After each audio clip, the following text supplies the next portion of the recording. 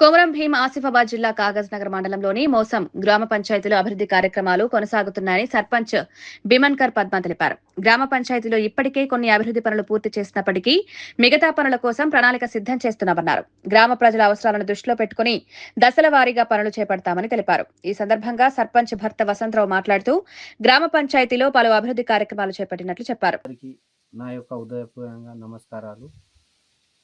నేను బిమన్కర్ వసంతరావు.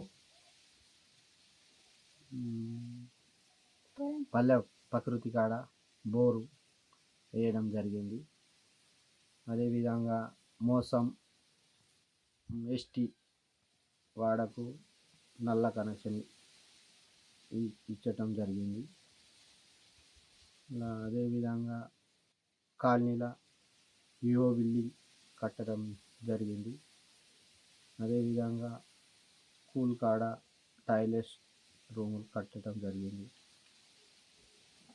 దీపాలు ఒక 20 అన్ని మోసం కాడ పెట్టినాం, మన ఆరెగూడెం కాడ పెట్టినాం. మళ్ళా వాడకు కూడా పెట్టడం జరిగింది. అదేవిధంగా మళ్ళా మోసంలో కూడా ఉంటుంది.